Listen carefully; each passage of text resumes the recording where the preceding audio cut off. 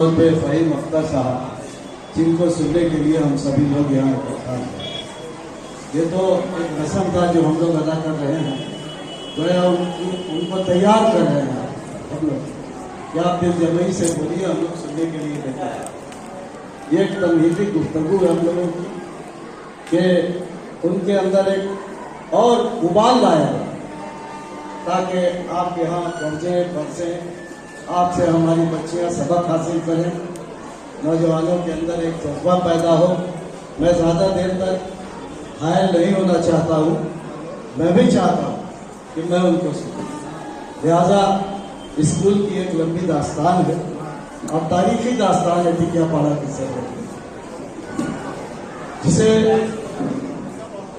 मैं जब जवानी के अय्याम में था तो पूरा उर्दू हिंदी बेल्ट जिस पार्टी से मैं मुंसलिक था उसका नाम कांग्रेस, इंडियन नेशनल कांग्रेस।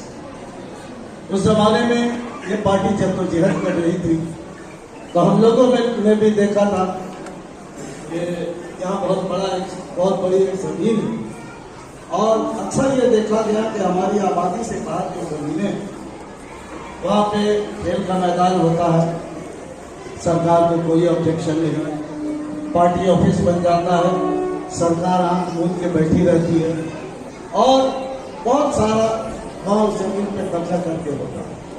बहुत सारे इवेंट, बहुत तरह के स्पोर्ट्स और बहुत तरह के कारोबार वहाँ फोकस बैठ जाते हैं। लेकिन हमारे मोहल्ले में इतनी बड़ी जमीन है, उस जमाने में हम लोगों ने एक नारा लगाया था कि जो जमीन सरकारी है वो जमीन हमारी, और ये स्लोगन काम आया।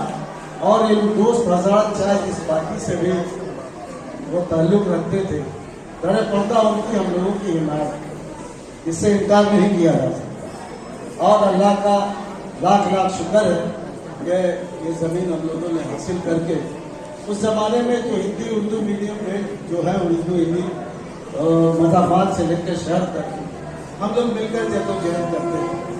और उस उम्र में भी हर इलाके में हमने नौजवानों की एक टीम तैयार की, सबों की मदद से, और दो ऐसे साथी जो शागिर्द भी आप कह सकते हैं, उन दोनों को देखकर मैं गदगद हो जाता हूँ। एक का नाम शहजादा सलीम, दूसरा रियाज अहमद खुशी से। ये दोनों कामयाब शागिर्द कहिए, दोस्त नुमा शागिर्द कहिए, जो भी कहिए, मैं ज़्यादा देर हायल होना नहीं चाहता हूँ। बच्चों से मेरी ये दरख्वास्त, क्या कौम का नाम रोशन कीजिए। बहन साहब पूरी तफसील से आपसे गुफ्तगू करेंगे, मैं सिर्फ यही कह के अपनी बातों को यहाँ समेट रहा हूँ कि पढ़ो लिखो इंसान बनो, भारत की पहचान बनो। पढ़ो लिखो इंसान बनो, अपने घर की पहचान बनो। अस्सलाम। और एक ऐसा मोहतरम नाम है जिनके बारे में क्या कहूँ, वो तो शायर भी हैं, अदीब भी हैं, उस्ताद रहे हैं, और इतनी खूबसूरती से निजामत कर रहे थे कि मुझे लग रहा था कि मैं क्या करूँ, उनको ही कौन से बोलते हैं।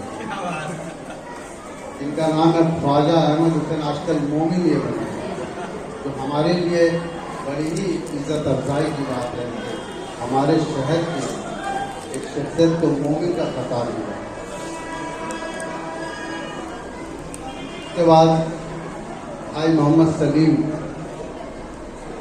उनसे अभी मुलाकात हुई, सियासतदान हैं, अच्छा लगता है हमारी कौम के भी लोग सियासत कर रहे हैं। कई अमूर पर गुफ्तगू हुई थोड़ी सी, काफ़ी बाल हैं, एक्टिव हैं, मुझे बड़ी खुशी होती है।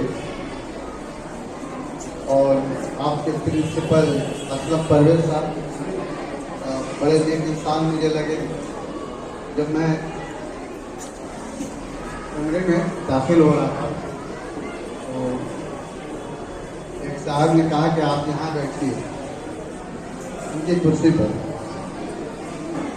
तो सर पूछे, मेरी हिम्मत भी नहीं हुई और मैं ये गुस्ताखी भी नहीं कर सकता।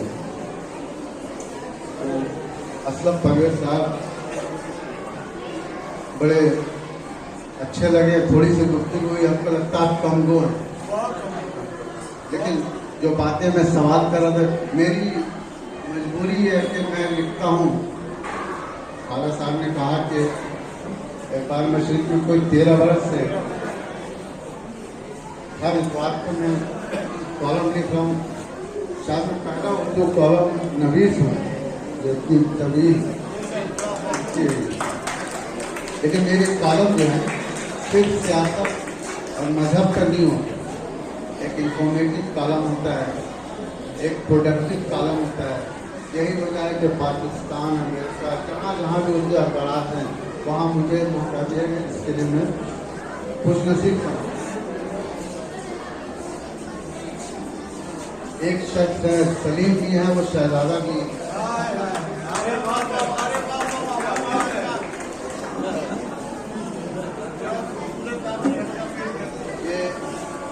ये बड़े दीवाने हैं भाई। इन्होंने 2 बार मुझसे मुलाकात की और कलकत्ता में मैंने बहुत सारे प्रोग्राम अटेंड किए। पहला अदारा है तो खास उनसे मुलाकात की और ये गुजारिश की कि आपको आना पड़ेगा। मसरूफियत बहुत की और मैंने इनसे सीखा है कि अगर इखलाक बुलंद हो कदम कहीं भी जाता है। बड़े नेक इंसान हैं। और मैं जब आया, मैं चूँकि लंदन में 34 बरस से हूँ तो वक्त की पाबंदी मैंने बहुत सीखी। तो मैं यहाँ आया हूँ तो ठीक 11 बजे पहुँची मेरी टैक्सी। तो हजरत हैरान लग रहे थे कि ये बंदा क्या है भाई, 11 बजे पहुँच गया। लेकिन इन्होंने एक अच्छा काम ये किया कि मुझे स्कूल दिखाया, क्लासेस दिखाए और मैंने बहुत सारी चीज़ों को ऑब्जर्व किया। मिसाल के तौर पर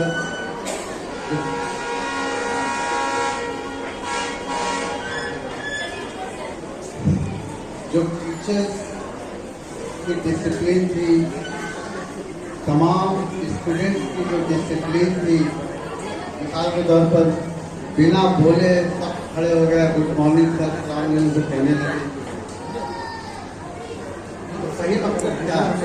चलिए कुछ देखो शुरू। अच्छा अंग्रेजी में बोलना, उर्दू बोलना मैं खुशी थोड़ी बोली अंग्रेजी आती है। मैंने सोचा आज किस्मत आजमा ली है, 20 मिनट बोल दूँगा।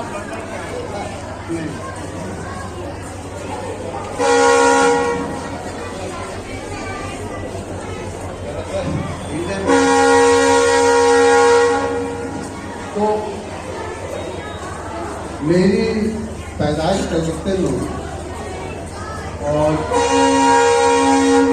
मेरे आबा अजदाद सीवान से यहाँ आए थे कलकत्ता। सीवान, अरे भाई कितना बड़ा है।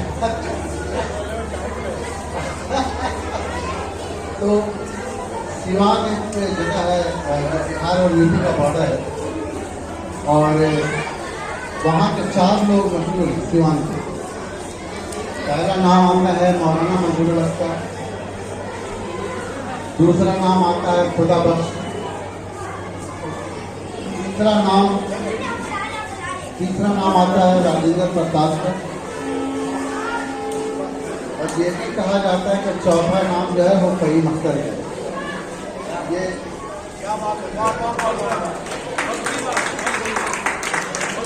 ये तो मेरा बैकग्राउंड है।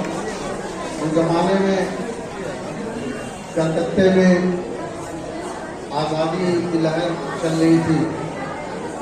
ये खुश रहनी थी कि कलकत्ता जो है मशरक़ी पाकिस्तान का हिस्सा बनेगा। तो बहुत लोग यहाँ आ गए थे। ये तो बातें हुई। मैं यहाँ पर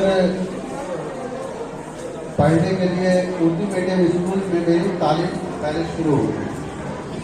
उसके कबल मैं बंगला मीडियम में गया तो बंगला मीडियम में मेरे साथ प्रॉब्लम ये होती थी कि क्लास शुरू होने से पहले वो हारमोनियम बजाते थे।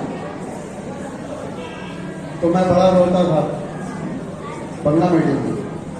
पता है उनका कल्चर ऐसा है पहले गाना। तो वो क्लास शुरू होने से पहले असेंबली बोलते हैं ना, क्या बोलते हैं, तो वो हारमोनियम आता था और मैं सब बंगला में पढ़े आ रहे, मैं बड़ा रोता था। बोले हम पढ़ाई करने गए, हारमोनियम बज रहा है, तो मैं जाके घर में रोने लगा, मैं स्कूल नहीं जाऊँगा। फिर हमें सेंट पॉल स्कूल में डाला गया, तो वहाँ की प्रिंसिपल ने कहा कि इसकी उम्र जो है वो कब बताई जा रही है, ये हाइट में ज़्यादा है, वहाँ भी एडमिशन नहीं हुआ। फिर मुझे घर वालों ने फिजिक्स उर्दू स्कूल में डाला, तो यहाँ से मेरी प्राइमरी स्कूल की जो है सफ़र का आगाज हुआ। उसके बाद मैं मौलाना मोहम्मद अली हाई मदरसा में रहा 2 साल, जो कलमुद्दीन शम्स में बना था, और फिर मैं मोहम्मद जामी स्कूल गया, वहाँ से मैं पास करने के बाद मौलाना कॉलेज में गया। मौलाना कॉलेज से हमने बी ऑनर्स किया, वहीं मैं जनरल सेक्रेटरी भी रहा 1987 में, और वहाँ से निकला तो कलकत्ता यूनिवर्सिटी गया, कलकत्ता यूनिवर्सिटी से पास किया, एक जॉब अपॉर्चुनिटी निकली लंदन में, मैंने अप्लाई किया, फिर मैं चला गया। तो ये कलकत्ते का मुख्तसर तौर पर सफ़र। दुश्वारियाँ क्या थी कलकत्ते में उस वक्त, मुझे लगता अभी भी वही दुश्वारियाँ हैं कि हमारा जो उर्दू मीडियम हाई स्कूल का जो स्टैंडर्ड जिसको कहते हैं, वो मैथ तो था, लेकिन वो धीरे धीरे धीरे जो है बस्ती की तरफ बढ़ने लगा। सियासत बहुत होने लगी। उर्दू मीडियम स्कूल के जो मसाइल थे उस पर बातचीत करना लोगों ने बंद कर दिया। प्रॉब्लम यह है कि कलकत्ते में या पूरे हिंदुस्तान में या बड़े शरीर में खुशामदी कल्चर बहुत है कि अगर मैं इसे खुशामद करूँगा तो ये मुझे आगे बढ़ाएंगे। इसकी मिसाल क्या है कि मैं जब उसमें लिखता था तो आज़ादी में पढ़ाई मैं जाता था लेकर, तो भाई इसको शायद कर दो, तो वो पहले तो देखते थे, बोले हाँ आजकल लिखने लगे हो, वाह देखा जाए। ये एटीट्यूड जो था आपको अच्छी तरह बात, ये उर्दू सहाफत में नहीं, उर्दू अदीबों में भी, तो वो एटीट्यूड इतना मतलब कि असरअंदाज था कि जो लोग, हम जैसे लोग छोटे छोटे लोग लिखना पढ़ना चाहते थे, जैसे आप यहाँ बैठे हुए हैं, उनको हौसला अफजाई नहीं मिलती, और जब हौसला अफजाई नहीं मिलती थी तो हम बड़े मायूस होते थे। खैर मैं लंदन गया, अब यहाँ से मैं कलकत्ता छोड़ता हूँ, फिर कलकत्ता का बहुत लंबी गुफ्तगू हो जाएगी। लंदन जब मैं गया तो सबसे बड़ी जो प्रॉब्लम मुझे फेस करनी पड़ी वो थी अंग्रेजी जुबान। ठीक है, होता क्या है कि हम जो अंग्रेजी यहाँ पढ़ते हैं वो पढ़ाते हैं कैट कैट मैंने बिल्कुल पता नहीं, अभी भी ऐसे ही पढ़ा रहे हैं, बदलेगा नहीं। RAT रैट मैंने चूहा। अब हम वहाँ जो गए तो उसको हम जब इस्तेमाल करते तो अंग्रेज हंसते थे कि ये क्या अंग्रेजी बोल रहा है। बड़ी मुसीबत, जहन में कॉलोनी जो होता है ना, गुलामी थी, ये गलत फहमी थी कि अंग्रेजी बोल सकते हैं, हम नहीं बोल सकते। बड़ा परेशान, बहुत डरा हुआ, नर्वस रहता था। एक साहब ने मुझे बताया कि कहीं तुम BBC सुना करो, रेडियो, BBC रेडियो वहाँ बहुत चलता है, दिन भर उसमें गुफ्तगू, कोई आइटम और कुछ वगैरह वगैरह होता है। तो सुनते सुनते सुनते ये फायदा हुआ कि जो अंग्रेजी हम इंडिया में बोल रहे थे, मुझे लगा ये तो बहुत गलत अंग्रेजी बोल रहे थे। आपको एक बहुत अच्छी मिसाल बताता हूँ, तो यहाँ इश्तियाक साहब भी मौजूद है, अभी से मुलाकात हुई, नकद भी मौजूद है, कि अक्सर लोग यहाँ बोलते हैं पास आउट हो। ठीक है, अंग्रेजी में पास आउट का मतलब बेहोश है। ये अंग्रेजी है, पता नहीं आप लोग करेक्ट करते, आपको सर है। अब मैं बड़ा परेशान, बंदा पास आउट क्यों हो जा रहा है। बाद में पता चला तो पूरा मुआशरे ही गलत बोल, सब टीचर प्रिंसिपल सब पास आउट हो गए। जब मैं पास आउट हो गया, चला गया। तो ये छोटी छोटी जो गलतियाँ, जैसे गेट हम बोलते हैं ना, गेट और डोर में फर्क होता है। गेट क्या होता है, जैसे आधा जो नीचे होता है ना, गार्डन वार्डन में आप देखिएगा बाहर निकलते हैं, उसको हम गेट बोलते हैं। डोर बोलते हैं ये दरवाजा। अब मैं वहां जाके गेट गेट बोलता था, वो सब मेरा मुंह देखते थे, यहाँ से बंदर उठ के चला है, दरवाजा डोर को गेट गेट बोल रहा है। तो छोटी छोटी चीजें जब मैंने सीखना शुरू की तो पता चला कि अंग्रेजी फिर मुझे सीखनी। तो वहां से मैंने जर्नी शुरू की। शाम को मैं कॉलेज जाता, दिन भर काम करता था, शाम को कॉलेज जाता था। वहाँ मैंने लर्न किया, इवनिंग पर क्लासेस होती। अच्छा, वहाँ एक चीज़ अच्छी है कि बहुत सारे कोर्सेज फ्री, वो गवर्नमेंट फंडेड होता है, चैरिटी बहुत होता है। इसी पर मैं आने वाला कि वहाँ का चैरिटी का जो काम है वो यूनिक है। चैरिटी में ना कोई प्रेसिडेंट होता है, ना सेक्रेटरी होता है, ना कुछ होता है, चैरिटी होती है। और चैरिटी क्यों जरूरी है, जब मुझे बताया गया कि Sir Syed Ahmad high school जो यहाँ कायम है, मैं पिछले साल आया था, 2 साल पहले, तो मेरी तबीयत बिगड़ गई थी। मुझे अचानक क्या वॉमिटिंग हो, इसलिए पॉल्यूशन की वजह से मेरा, तो बहुत परेशान रहा। लेकिन उस वक्त मैं ज़्यादा बैठा नहीं था सर, आधे घंटे बैठा था।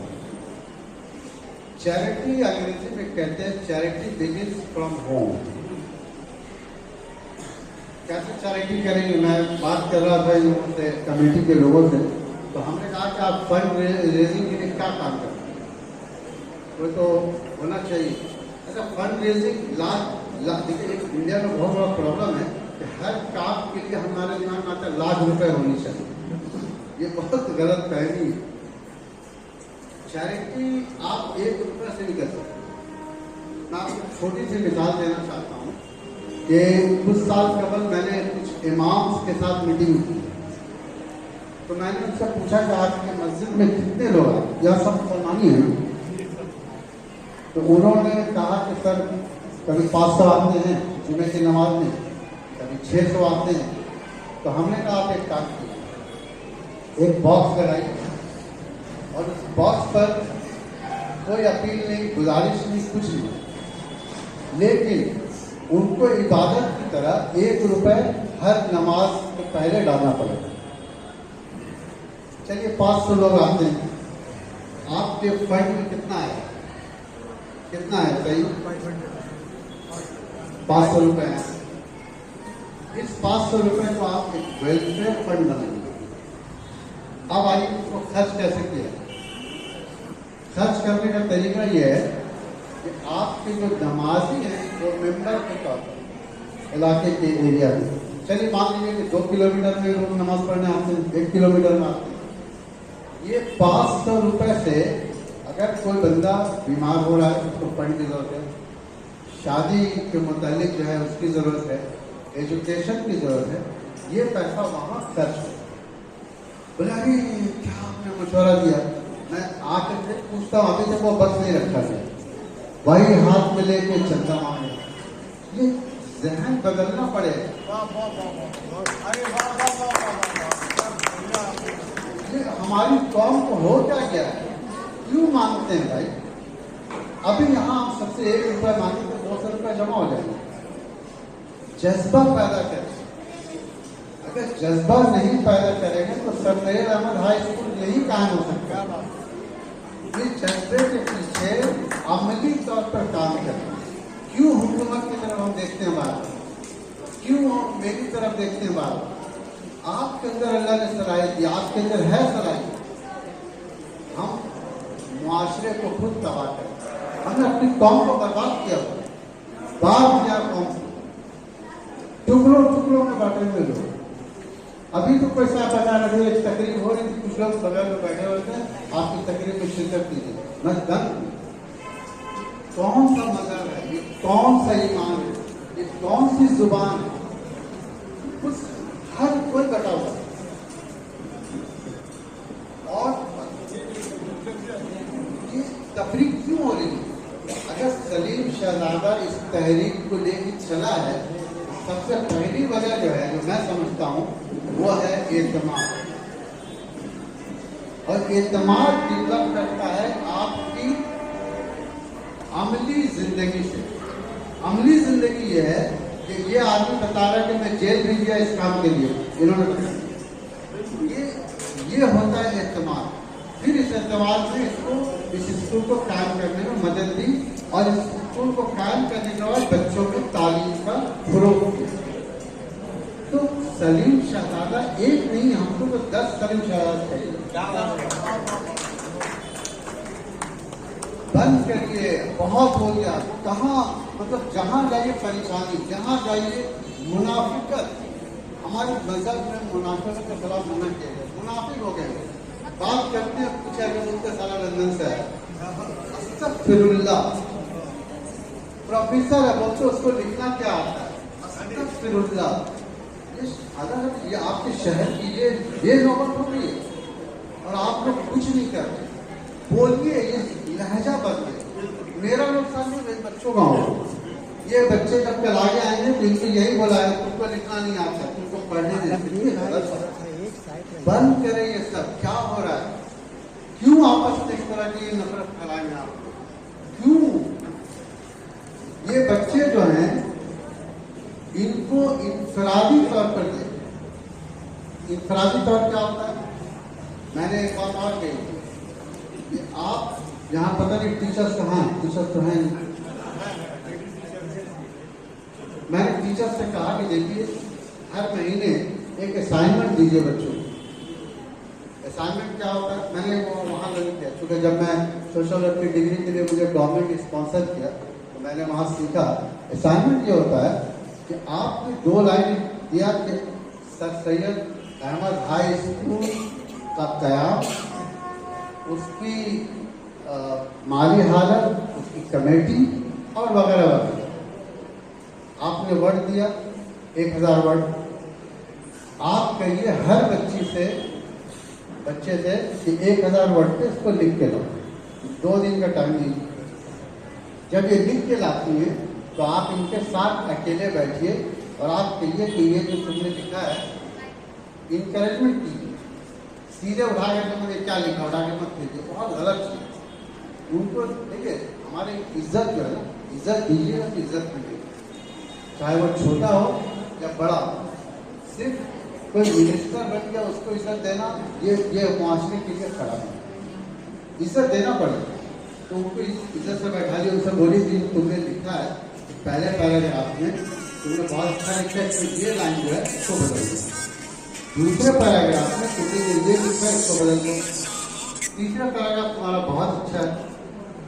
मैं दावा करता हूँ कि ये बच्चा इम्तहान में रोएगा गाएगा नहीं, उसकी इतनी कॉन्फिडेंस डेवलप होगी, इतनी कॉन्फिडेंस डेवलप होगी कि हमें इम्तहान के लिए रोनी नहीं, क्योंकि ये असाइनमेंट जो है वो डेवलप करके बिल्ड करके बच्चे को ऊपर ले आता है। तो आप क्यों स्ट्रगल कर रहे हैं? मैंने एक प्रोफेसर साहब से बोले यहाँ नहीं चलता, ये देखिए हाथ ऐसे करते, यहाँ नहीं चलता। क्या यार, क्या मजाक कर रहे हो? तुम तनख्वाह ले रहे हो, तुम पढ़ा रहे हो, तुम भी तो स्टूडेंट बनो, अपना दिल देखो। हमने स्ट्रगल की, हमने तालीम हासिल भी की, नहीं भी हासिल की। यही वजह, यही रुझान था। बहुत अच्छे टीचर्स हैं, लेकिन उनको अनफरादी तौर पर टीचर बनना पड़ेगा। ये ग्रुपिज्म खत्म करना होगा कि हावड़ा के टीचर से ऐसा हो रहा है, वहाँ ऐसा हो रहा है। नहीं, अपने स्कूल के बारे में develop. School is your family. When you understand that family is yours, then you can do something. अगर आप स्कूल को अपना खानदान नहीं समझते, हमने एक सोसाइटी बनाई है, यहाँ परेश साहब बैठे, हम हमेशा ये बात कहते हैं कि देखो ये एक खानदान है, इस पे दुख सुख सब शेयर करो और शेयर करने के बाद अपनी बातों को बताओ ताकि लगे कि ये फैमिली है। इसीलिए हमारी कमेटी 21 लोगों की कमेटी है। 21 क्यों बनी? 21 5 थी, 6 थी, 8 थी, 10 थी, 12 थी, 21 लोग की। और बड़े बड़े लोग हैं, जवाहरलाल नेहरू के सदर हैं, अमेरिका से डॉक्टर अकबर, ऐसे ऐसे लोग हैं। मैंने उनको कोई पैसा नहीं दिया, मैंने अपनी शक्ल नहीं देखा है। तो ये बनने के लिए काम करना पड़ेगा। काम करने के लिए ईमानदारी डेवलप करने के लिए आपको अपने एम्पावरमेंट लाना पड़ेगा। एम्पावरमेंट लाएगा तभी आप कहीं अफसर बन सकते हैं। दूसरी अहम बात सुनिए, जितनी बच्चे हैं आपकी तालीम सिर्फ एजुकेशन सर्टिफिकेट डिग्री होल्डर नहीं होनी चाहिए। एक यहाँ पर बहुत बड़ा कैरियर वाइज होनी चाहिए। कैरियर वाइज क्या है, मैं उनसे बात कर रहा था अभी थोड़ी देर पहले। मैं हॉस्पिटल में जॉब करता हूँ। मेरे हॉस्पिटल में चलिए स्टार्ट करते हैं डॉक्टर, लेकिन मैं स्टार्ट करता हूँ chief executive, secretary, board of trustee, finance, human resource, doctors, medical team, उसके बाद आइए फिजियोथेरेपी, ऑक्यूपेशन थेरेपी, और नीचे आइए सोशल वर्क डिपार्टमेंट, उसके बाद आते जाइए पोर्टर्स, है ना, नर्सेस, हेल्थ केयर असिस्टेंट। कितने कितने हमने गिने, बताओ कितने गिने? 20 से ज्यादा गिने। यहाँ बात कीजिए टीटीपीपी करेंगे डॉक्टर बने, ये बोल रहे थे ना, क्या कहो, एनटीटीटी नीट करेंगे डॉक्टर बनिए। अब आप देखिए एक बच्चे का जो माइंड सेट है आप नैरो कर रहे हैं। डॉक्टर बिल्कुल बनिए, लेकिन सबसे पहले आप अपने आप को रिफ्लेक्ट कीजिए। रिफ्लेक्शन समझते हैं आप लोग? रिफ्लेक्शन समझते हैं? रिफ्लेक्शन आता है? रिफ्लेक्शन क्या है? रिफ्लेक्शन होता है, रिफ्लेक्शन कहते हैं, इसको उर्दू में कहते हैं अक्कासी। मतलब जब आप मिरर में खड़े होते हैं तो आप अपने आप को देखते हैं कि बाल ठीक है, कपड़े सही दुरुस्त हैं। रिफ्लेक्शन कहते हैं आप अपना रिफ्लेक्शन कीजिए कि आप क्या हैं, क्या कर रहे हैं और क्या करना चाहिए। ये हुआ रिफ्लेक्शन। दूसरों को मत देखिए, वो डॉक्टर बन रहा मैं भी डॉक्टर नहीं, वो गलत है। आप खुद अपने अंदर फाइंड करेंगे, पता लगाएंगे कि आप एक अच्छे फाइनेंस ऑफिसर बन सकते है ना। तो आपको ये कंपटीशन में जाने जरूरत नहीं, आप जाइए फाइनेंस में डिग्री लीजिए, बहुत जॉब। मैं मिडिल ईस्ट में एक बार गया था, मुझसे बोला कि आप भेजिए सर। एक बंदा कलकत्ता से क्वालिफाइड नहीं मिला, वो इलेक्ट्रीशियन। भैया कई बार बोला वो भी थे, क्या है भाई, उन्होंने कहा क्वालिफाइड इलेक्ट्रीशियन देखिए। ये जो स्क्रू ड्राइवर जो है ना, हमारे यहाँ इसको नाम दे दिया गया वो इलेक्ट्रीशियन। मुझे नहीं मिला, मैं दौड़ भाग करता रहा, कोई नहीं मिला, मैं हर छोड़ दिया।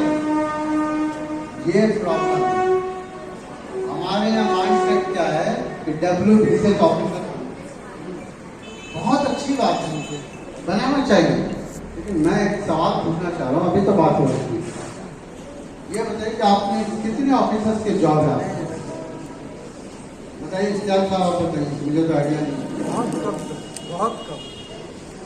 चलिए WBC ऑफिसर कितना हो गया? कमरुद्दीन साहब, आप तो हेडमास्टर, आपका आइडिया कितना होगा? नहीं, जॉब्स करता हूँ 10 के करीब हो गए। जो है तकरीबन 200 अब सुनिए, चलिए आपने 500 वेस्ट बंगाल सिविल सर्विस के जॉब 500 ले लेते हैं। एक कोचिंग सेंटर बोलता है कि 5000 बच्चों को ट्रेनिंग, ये बोलता है 5000 बच्चे दौड़ गए। 500 में और कम कीजिए, उनका जो सक्सेस रेट है वो है 5। 4995 बच्चों का करियर बर्बाद किया जा रहा है। याद रखिएगा मेरी बात, मुझे किसी से डर नहीं, मैं अल्लाह से डरता हूँ। 4995 बच्चों का करियर इस शहर में बर्बाद किया रहा है, कोई भूलने वाला नहीं है। सब मजाक बनाएंगे, सब मजाक कर, बहुत बड़ा मजाक है। और वो बच्चे जो नाकाम होते हैं WBS में, मैं पूछना चाहता हूँ वो क्या कर, उनको कहीं पर नहीं रखा है। ना वो इलेक्ट्रीशियन बन पाता है, ना वो टीचर बन पाता है, वो मुंह छुपा छुपा गलियों में घूमता है। क्या हो रहा है भाई, क्यों आप लोग उसकी हिमायत कर रहे हैं? मैं कोचिंग सब मैं कमल साहब में घूम रहा हूँ, बड़े बड़े बोर्ड लगे 5000 3000। यार क्या मजाक है। मैं दावा करता हूँ कि अगर सरकार उसको 5 लाख जॉब बनाती है, मैं सारे बच्चों को मैं पैसा दूंगा WBS। लेकिन पहले जॉब तो बढ़ाओ, जॉब आपके पास है नहीं, आप बोलते WBCL बन जाओ। ये इतना बड़ा मजाक, इस पर मत जाके मेरे भाई। ये कैरियर बर्बाद होगा, या पढ़ाई इतने 10 सालों की 15 सालों की आप लोग कैसा बर्बाद करें। इसके लिए मैं चाहूँगा कि स्कूल कैरियर कॉन्फ्रेंस करें। मैंने एक तजुर्बा कलकत्ते में किया, फिर उसके बाद जो पार्टनर थे उन्होंने इंटरेस्ट नहीं देखा तो हम आगे नहीं बढ़ पाए। ठीक है, मैं अपनी बात कहूँ, मैं तभी कुछ कर सकता हूँ जब मेरे साथ लोग जुड़े, क्योंकि मुझे लीडर नहीं बनना है, ना मुझे चीफ मिनिस्टर बनना है। अल्लाह ने बनाया मैं अपने लिए नहीं सोच रहा, मैं आपके लिए सोच, लेकिन आपके लिए तभी सोचूंगा जब ये लोग सारे बैठे हुए हैं, जितने लोग हैं इनको भी आगे आने पड़े। कैरियर कॉन्फ्रेंस इतनी अच्छी चीज है, पूरे हावड़े में कीजिए। आप भी कर सकते हैं, आपके स्कूल है, ये स्कूल है, 5-6 स्कूल सब मिल करके। उसमें करना क्या है, जो मैंने किया था कि पूरे हिंदुस्तान से हमने 20 प्रोफेशन को लाया।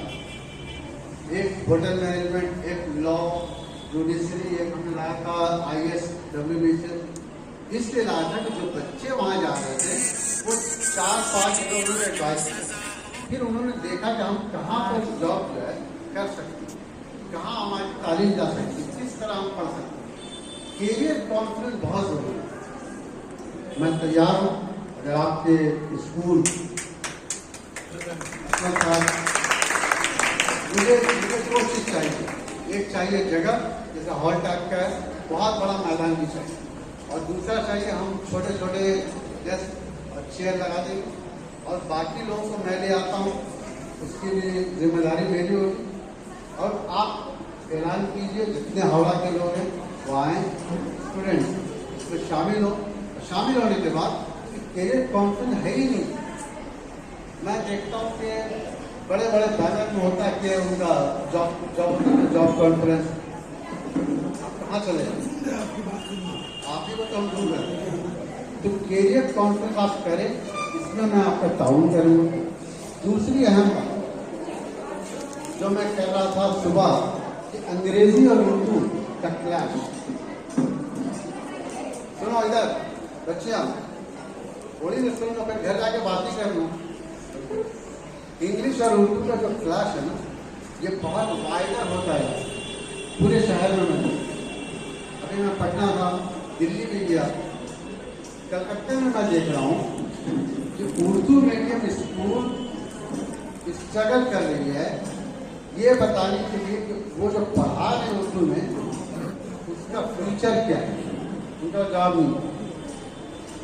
क्यों इसलिए जवाब नहीं है कि ज़्यादातर बच्चे जो है, दूसरी जो प्रॉब्लम हो गई है, उर्दू मीडियम स्कूल में जाने का मतलब है कि आप बहुत ही गरीब हैं, माली एतबार से आप बिल्कुल खस्ता हाल है, और या तो मैनुअल जॉब करने वाला।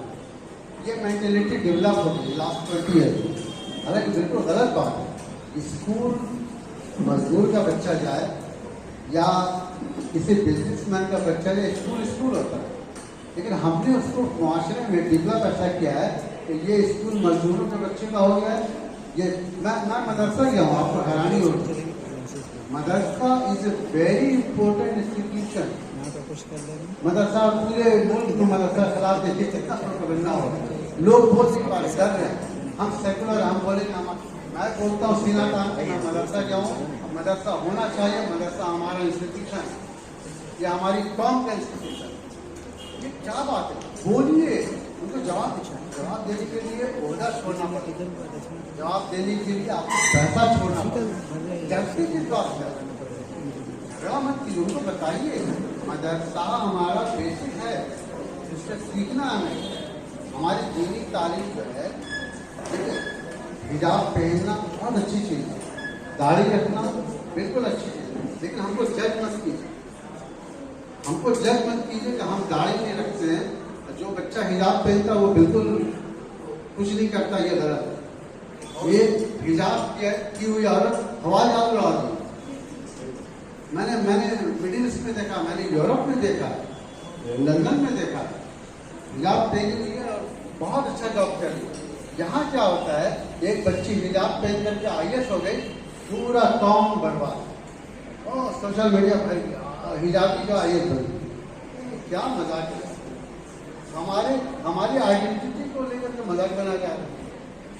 हिजाब तो पहनना ही चाहिए। ये ऐसा नहीं है कि मुस्लिम ड्रेस नहीं है। Women need to be protected. Women doesn't need to become naked in front of you. That's your culture. I don't want to listen. हमारी औरतों को नंगा करके आप बोलिएगा सामने आओ, नहीं, वो गलत है। हमें हमारे लिए तो हमारा ड्रेसअप कीजिए। लेकिन अगर वही बच्ची हिजाब की अगर ट्रेन ड्राइवर बनती है तो पूरा सोशल मीडिया भर गया कि हिजाबी, क्या मजाक है, मजाक बना के रख दिया, मजहब को बना दिया, जुबान को बना दिया। उर्दू जुबान की बात होती है, ईमानदारी नहीं होती। इतनी अच्छी अच्छी शायरी कर रहे थे ख्वाजा मोमिन साहब, लेकिन आजकल देखिए, मैं समझता हूँ उर्दू अदब में जितना शायर है किसी अदब में नहीं। मुझे डर लगता है अपने आप को कहते हुए कि मैं भी शायरी कर रहा हूँ। नहीं, ये आराम हो गया। आप मुशायरा होता है, हावड़ा में देखिए 50 शायर, मोतियापुर में 45 शायर, कांची नारा में 44 शायर, आपको मिला के बता दो, बात सर्कस में 42 शायर, और हर इलाके के शायर अपने आप में समझते सबसे बड़े शायर। अभी मैं मुशायरे पे गया, एक साहब परेशान थे, वो बार बार टॉयलेट जा रहे थे, 5 के बाद नहीं पढ़ना चाहता पहले। मैं परेशान थी, बंदा क्यों जा रहा है, क्या मेंटेलिटी हो गई लोगों की यार। मैं बता रहा हूँ कि एक साथ थे लंदन में, थोड़ा सा शादी को, डॉक्टर अब्दुल गफ्फार अजहर, तो वो महीने की वो करते थे नशे। डॉक्टर साहब की खूबी ये थी कि मुशायरे की सराहत को खुद करते थे और सबसे पहले शेर वही पढ़ते थे। हम बड़े परेशान, बोले शरारत सच तो आखिर में पड़ता है। मैंने कहा डॉक्टर साहब इसके क्या राज क्या है? बोले फहीम मियां, जब मैं खड़ा होता सब भाग जाते। तो ये भी एक तरीका अच्छा है। नहीं, ये सब मजाक है, अदब को मजाक मत करो। मैंने 24 बरस लिखे पढ़े, तब तो ये आके बोल रहे हैं ना। क्या बात है। और उसके बाद कुछ प्रोफेसर इतनी बदकलामी से बोलते हो, क्या जानता है वो, क्या लिखता है, उनको बोलो यार, उनको बैठा लो।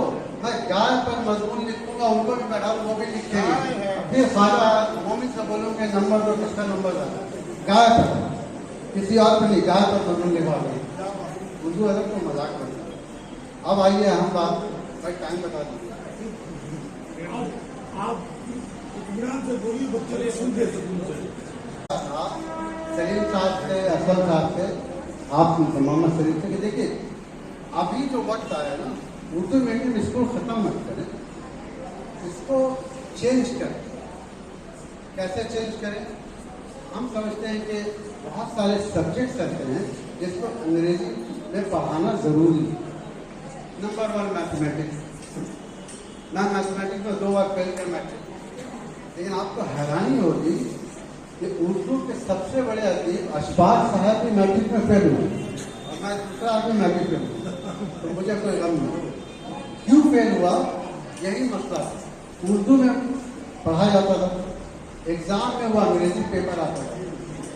अब जनाब वहाँ 4 + 4 = 8 हमको पता है, लेकिन अंग्रेजी उर्दू के चक्कर में हम गलत लिखे। तो हम ये एक छोटी सी मिसाल है। साइंस लीजिए, आप लोग साइंस पढ़ते हैं ना, साइंस में ज़्यादातर नाम जो है अंग्रेज़ों के, जो उनका डिस्कवरी है उन्होंने ही निकाला है। बदकिस्मती से हमारे जो साइंटिस्ट थे जो इस्लामिक देश में, मैं इस्तांबुल गया था तुर्की, मुझे कमरुद्दीन साहब बहुत अच्छा लगा कि बाकायदा एक म्यूजियम उन्होंने बनाया है इस्लामिक साइंटिस्ट, और ऐसे ऐसे उन्होंने इजाद किए चीज़ें। सर्जरी इस्लाम एरा में स्टार्ट हुआ। देखो, क्योंकि हमने तो अंग्रेजों ने आके सारी अपनी चीज लगा दी, हमने किया, लेकिन उसके बाद हुकूमत हिंद ने अपना काम किया। हमारे कौम के लोगों ने काम कुछ नहीं, उनको सिलेबस ठीक इंट्रोड्यूस करना था, गवर्नमेंट से राब्ता करना था कि भाई ये भी होना चाहिए। तो उर्दू मीडियम ये स्कूल स्ट्रगल कर रही है, स्ट्रगल करने की एक वजह है कि सब्जेक्ट्स मुझे लगता है कि उनको अंग्रेजी पढ़ना। जैसे मैं आज सलीम साहब से बात हो रही थी, इन्होंने एक अजीब बात बताई कि कुछ लड़के उर्दू में पढ़ते हैं, कुछ लड़के अंग्रेजी में पढ़ते हैं। आपने बताया नहीं, यही बात थी। हमारा उर्दू कंपल्सरी है, नहीं, ये सवाल होता मुझे समझ नहीं आ रहा कुछ उर्दू में पढ़ते हैं, कुछ अंग्रेजी में। अब ये कंफ्यूजन है। जो उर्दू मीडियम के बच्चे स्ट्रगल करें, ठीक है, मार्क्स तो ले आते हैं आप 95%, लेकिन रेशियो ऑफ सक्सेस बहुत कम हो जाता है। अगर 50 बच्चे में 5 बच्चे ही आगे जा रहे हैं तो 40 बच्चों का भी तो सोचो ना यार, क्या फायदा कि स्कूल आ रहे हैं। अच्छा, एक और चीज है कि ये जो मार्क्स सिस्टम है, होना चाहिए ग्रेड, कि आपका ग्रेड कितना अच्छा है। लेकिन ये कॉलेज जो अंग्रेजों ने बनाया मार्क्स सिस्टम, उसको, ठीक है, अंग्रेजों ने बड़े चालाक कौन अपने मुल्क में सब बदल दिया और यहाँ सब दे के चले गए, यहाँ के लोग पकड़ के बैठे थे, वहाँ सब बदल गया। वहाँ यहाँ आपका बच्चा कैसे रोल कॉल कैसे करते हैं, नाम से बनाते हैं नंबर, रोल नंबर। देखिए कितनी गलत बात है।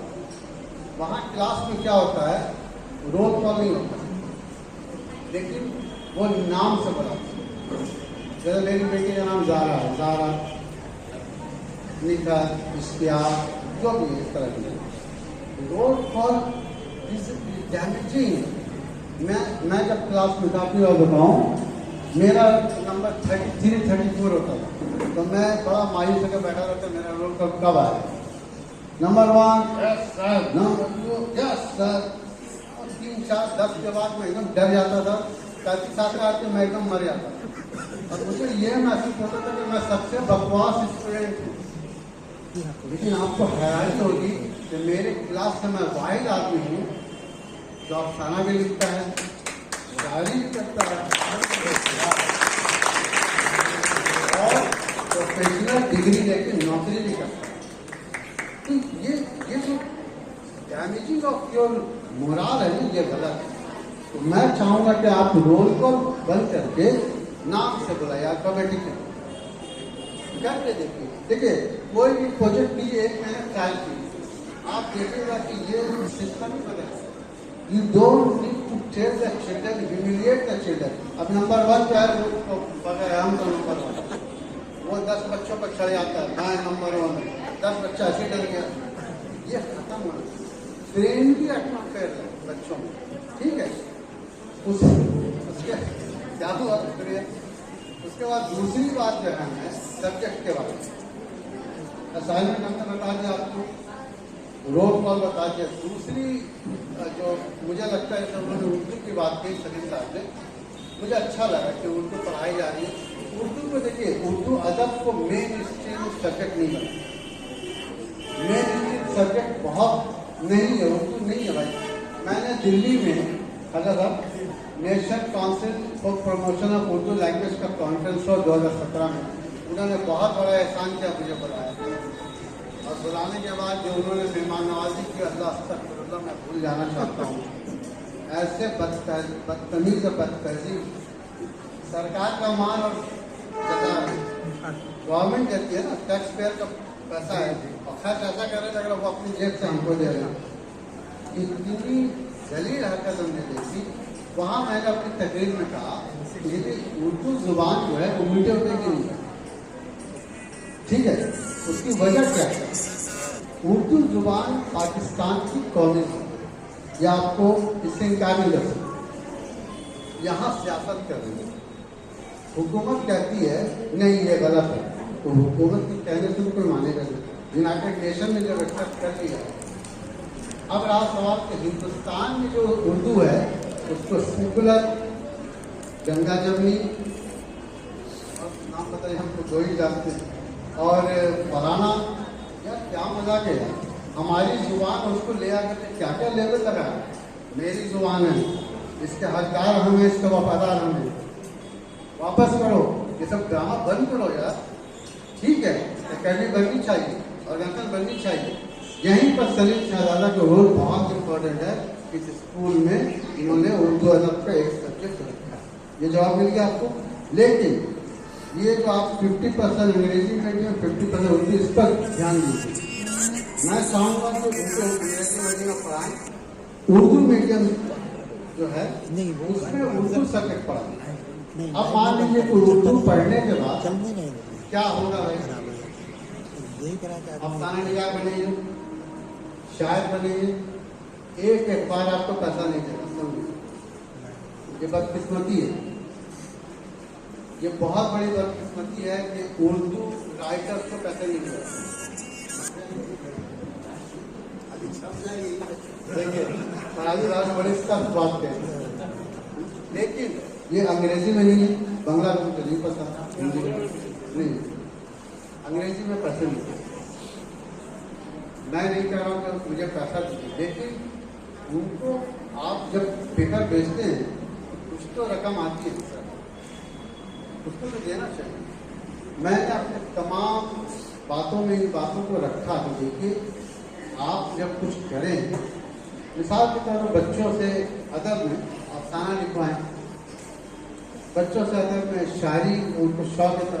अभी तो मैं देख रहा था ख्वाजा साहब ने शेर सुना, सब बच्चे ताले में आ गए, मुझे बड़ा खुश हुआ है कि शायरी के शौकीन तो हावड़ा में बहुत ज़्यादा है और उनकी उम्र भी कम है, तो ये अच्छी बात है। तो अदब में क्या करें कि ये वर्कशॉप करें, परवेज साहब हैं, फराजी साहब हैं, ऐसे लोगों को बनाएं, इनको इंट्रोड्यूस करें। इंट्रोड्यूस कराने के बाद उनको इंकरेज करें कि तुम जो लिख रहे हो मुफीद बातें बताएं। अब ये नहीं है कि बाहर नजर नहीं आता चलो हटो, ये गलत है। इस तरह से गुफ्तगू नहीं कर सीखता, हर कोई सीखता है। मुझ पर तोहमत लगती है वो ये नहीं जानता, मैंने कहा भाई आप बैठे गुफ्तगू कर लेते, वो भी नहीं करते, हर चीज़ से भागते। अब आइए दूसरी जो इसके आगे हम चलेंगे कि अदब की ये बात हो रही है, तो उसमें क्या होगा कि मान लीजिए कि 20 बच्चों में कोई एक अफसाना निगार बन जाएगा, कोई एक कॉलम लिखेगा, कोई एक शायरी पर दिलचस्पी दिखाएगा, तो ये उर्दू अदब का मामला भी चलता रहेगा। इस पर जो सियासत हो रही है उससे भी आप दूर है। अब आप आइए कि भाई मैंने महसूस किया है कि हमारे यहाँ रोल मॉडल की कमी है। होना ये चाहिए कि आप एंगल ब्रोशर निकालें, है ना, अभी नहीं निकाल रहे ना। एंगल ब्रोशर क्या है, 25 पेज का मत निकालिए, एडिटर डालने की जरूरत नहीं है। एंगल ब्रोशर के 4 सफा काफी है, एक फुट साइज था ना पेपर, तो मोड़ दीजिए 2 या पहले पेज पर स्कूल उसका लोगो लगाइए और सफेद की तस्वीर वगैरह, दूसरे पेज पर प्रिंसिपल का जो है मैसेज होना चाहिए, तीसरे पेज पर अगर आप चाहते हैं तो कुछ इंफॉर्मेशन दी। जैसा हमने देखा कि आपके बोर्ड मुझे बहुत अच्छे लगे, वहाँ पर मैसेज लेवल एक तस्वीर मैंने दी है डिसिप्लिन के बारे में, जो मैं लर्न करके आज जा रहा हूँ आपके स्कूल से, बहुत अच्छा लगा। तो वहाँ पर क्या एक्टिविटी का शरीर जो तस्वीर दी आपने, हाँ हेल्थ के ऊपर 5-6 तस्वीर बनी, मुझे बहुत अच्छा लगा। उसके अलावा आखिर में एक रोल मॉडल साहब का की तस्वीर और कुछ उसके बारे में जुमले लिखे। मिसाल के तौर पर कि फरजाना ने इस स्कूल से तालीम हासिल की है, फरजाना बोलती है कि इस स्कूल से मैंने क्या सीखा और क्या होना चाहिए। सिर्फ तारीफ नहीं, कंस्ट्रक्टिव क्रिटिसिज्म भी होनी चाहिए, मतलब तामीरी तनकीद, गाली गलौज मत करें। ये करके आप उसको हर साल बच्चों में बांटें ताकि पेरेंट्स को दिखाएं कि ये छोटी छोटी चीज़ें आप करें। अभी शुरुआत है, ये स्कूल कायम कर देने का मतलब है कि आपने मंजिल पा ली, लेकिन मंजिल तो आप कभी नहीं पाएंगे, लिख लीजिए, कभी नहीं पाएंगे। और एक अहम चीज़ हमने बताई है शरीफ साहब को कि बैकअप प्लान बनाए, बताया ना आपको, बताया बैकअप प्लान क्या है। इनकी उम्र जो है, क्योंकि हम लोग अल्लाह सबको सलामत रखे, कोई परमानेंट तो नहीं है, सबको जाना है। तो बैकअप प्लान क्या है आपके स्कूल में, टीम ऐसी होनी चाहिए नौजवानों की जो आपसे लर्न करें, आपकी इज्जत करें। खुदा न खास्ता ये लोग जाएं तो हम आकर स्कूल को संभालें, वरना क्या होगा तो पता चला अचानक कई साल इंतजार करिए, लो खत्म हो गया सारा मामला। अब कहीं साहब के बाद कोई आने वाला है ही नहीं। ये मेंटेलिटी बदलिए। ये ऐसा दुनिया नहीं चली। दुनिया आदम अलैहिस्सलाम से चल रही है। कितने नबियाँ हैं अल्लाह ने भेजा, फिर हम उस मज़हब को मानने लगे, सिलसिला चल रहा है। इस पर ध्यान दीजिए। मैं मिसाल दे रहा हूँ, स्कूल में बैकअप प्लान होना चाहिए, सियासत नहीं होनी चाहिए। तो मैं समझता हूँ कि मैंने अपने तौर पर काफ़ी बातें की, बहुत करनी थी, लेकिन अमली तौर पर अगर स्कूल चाहेगा तो हम कॉन्टेक्ट। हाँ, एक बात और मैं बता रहा था तो आपको ना कि इंग्लिश स्पीकिंग की बात होती है, तो मैंने एक ऑफर किया कि अगर स्कूल चाहती है तो हफ्ते में एक दिन मैं जूम या क्या बता रही थी गूगल मीट, उससे आप मुझे कनेक्ट करें और मैं 10 बच्चों को इंग्लिश स्पीकिंग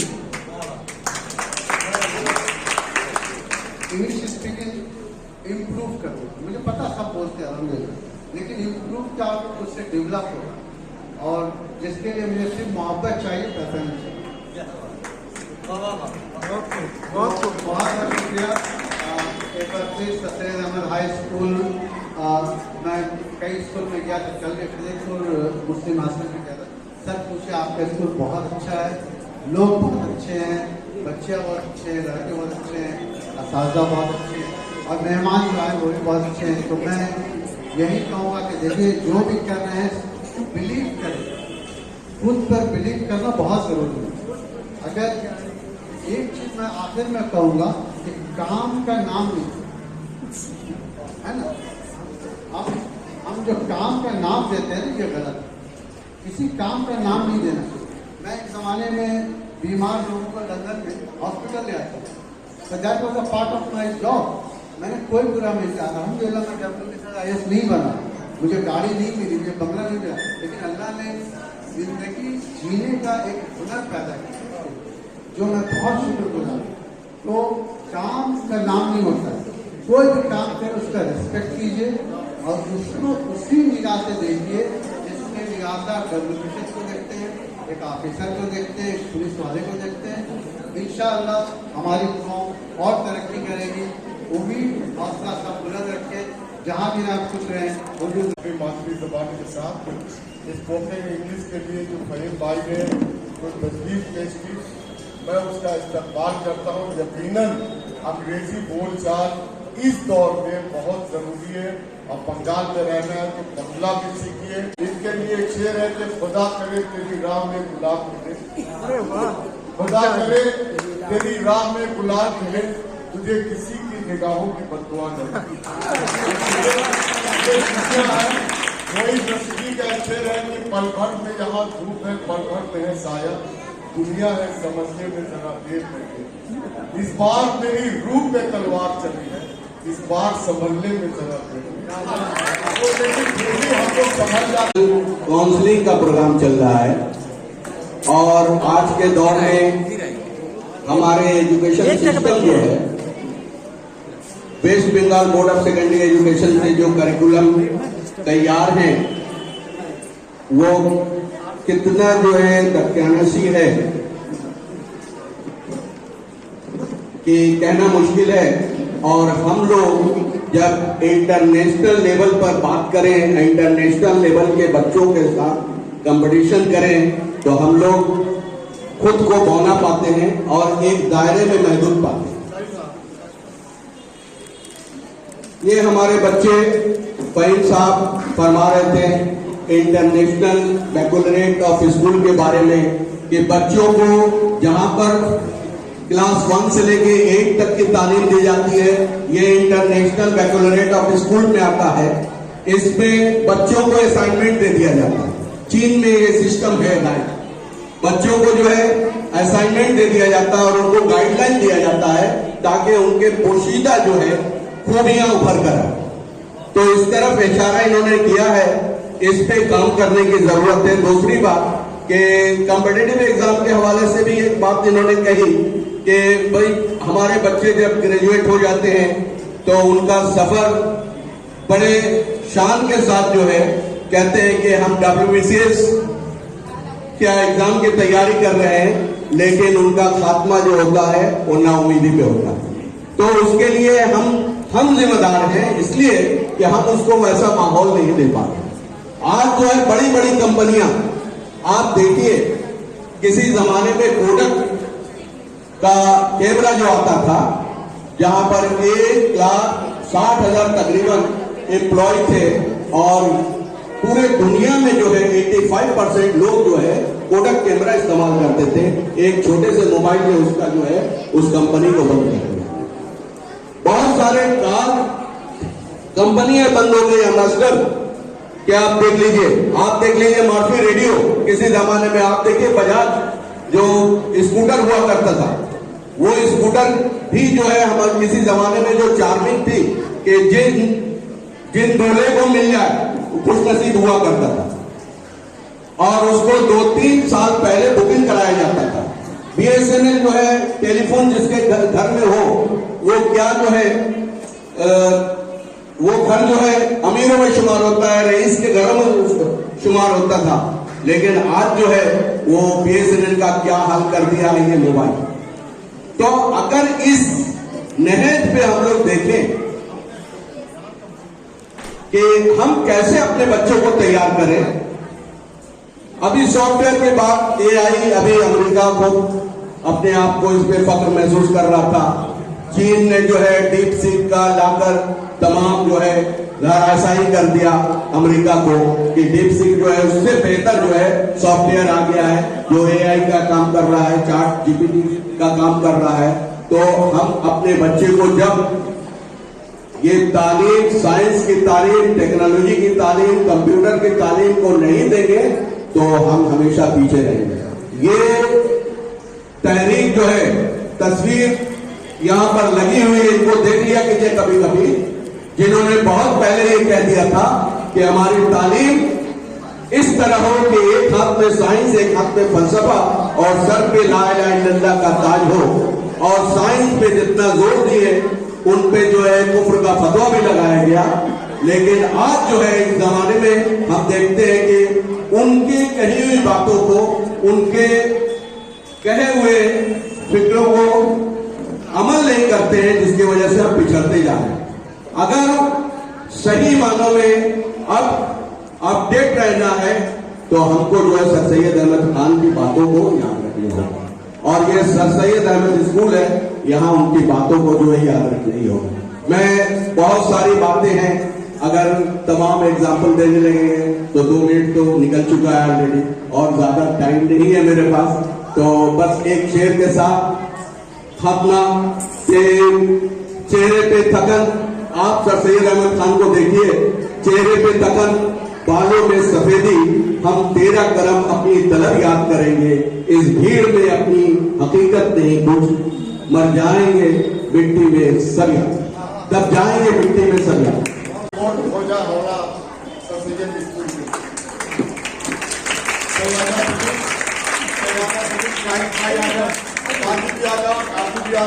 आज का ये प्रोग्राम जो सीजन फहीम साहब के एजाज में था और तलबा के पेरेंट्स काउंसलिंग के नुक्ते नज़र को ध्यान में रखकर दिया गया था।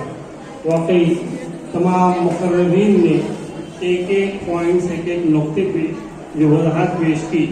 हमें उम्मीद है कि हमारे स्टूडेंट्स को, हमारे बच्चों को इनमें से अपने अपने हिस्से का दाना, अपने अपने हिस्से का मशवरा उनको मिलेगा, उनके मुस्तकबिल में काम आएगा। और यकीनन जब इन मशवरों में अमल करेंगे तो वो कामयाबी में तमाम मनाज़िल आहिस्ता आहिस्ता तय करते जाएंगे। निहायत ही वो मुस्तैदी के साथ और मुसलसल जद्दोजहद से उन्हें आगे बढ़ना होगा। उनकी और तमाम पेशरों मुकर्ररों की तजावीज़ हमने बहुत सुनी और तमाम तजावीज़ हमें बहुत पसंद आए और ऐसा लगता है कि ये काबिल अमल भी है। इन तमाम तजावीज़ को यके बाद दिगरे हस्ब मौका हम आजमाने की कोशिश करेंगे ताकि हमारे स्कूल का परफॉर्मेंस और बेहतर से बेहतर हो सके। हम बच्चों को एक बेहतर मुस्तकबिल की जमानत दे ताकि उनका मुस्तकबिल महफूज रहे, जबान और बयान से निकलकर और वो रस्म व रिवाज की पाबंदी से अलग हटकर डॉक्टर इंजीनियर तो होते ही हैं, लेकिन उसके अलावा भी बहुत सारे ऐसे पेशे, ऐसे ट्रेड्स, ऐसे बिजनेस, ऐसे वो वर्क जॉब्स हैं जहाँ पर वो अपनी सलाहियत का लोहा ले सकते हैं। आपने सुना होगा एप्पल का CEO स्टीव जॉब, ये किसी गवर्नमेंट एम्प्लॉय नहीं था, इसी तरीके से बहुत सारे ऐसे लोग हैं, शिव नालार है और भी दूसरे आला पाए के जो छोटी के हमारे टेक्नीशियंस हैं, ये सारे प्राइवेट कॉलेज से पास करके प्राइवेट कंपनी में काम करते हैं, लेकिन इनकी तनख्वाहें करोड़ों में होती हैं। तो ये सिर्फ ऊंचे ख्वाब देखने की जरूरत है और उस ख्वाब पे मुसलसल अमल पैरा होने की जरूरत है, वरना राहें बेशुमार है, चलना आगे है, कदम आगे बढ़ाना है। और ये हम अपने बच्चों को पैगाम देते हैं, जब वो यहाँ से जाएं तो अपने जिंदगी के मिशन को वो खुद तय करें कि उन्हें मुस्तकबिल में क्या बनना है, और उसके लिए उनके माँ बाप, उनका स्कूल, उनके असातिज़ा और उनके दोस्त हमदम, उनके पेशवर साथी और रिश्तेदार भी इस मामले में जरूर उनकी मदद करेंगे। इसके अलावा अब जो है टीम का भी शुक्रगुजार है कि वो वक्तन फौक्तन ऐसे प्रोग्राम पेश करके ऐसे मेहमानों को स्कूल में मदद करके हमारे बच्चों को इनसे रूबरू होने का, इनसे गुफ्तगू करने का, इनकी बातें, इनकी तजावीज़, इनके मशवरे सुनने का और उनकी नसीहतों पर अमल करने का खुशगवार मौका फराहम करती है। और स्कूल का इंतजामिया इस मामले में बहुत फ़ाल और बहुत ही फरासलाना मशवरा अंजाम देता है। अस्सलाम वालेकुम। मैं आप तमाम लोगों का बहुत शुक्रिया अदा करती हूँ जो आप लोग अपना कीमती वक्त निकाल कर यहाँ तशरीफ लाए। जनाब फहीम अख्तर साहब, मैं बहुत शुक्रगुजार हूँ कि आप लोग आए और हमें अपने मुफीद मशवरे से नवाजा, और आप लोगों की रहनुमाई की हमें बहुत ज़रूरत है। इस स्कूल की ज़रूरत है, हम लोगों की ज़रूरत है। इस स्कूल की तरक्की में आप लोगों का भी बहुत हाथ है। हम चाहते हैं कि आप लोग आएँ और हमारे स्कूल को बहुत आगे तक ले जाएँ।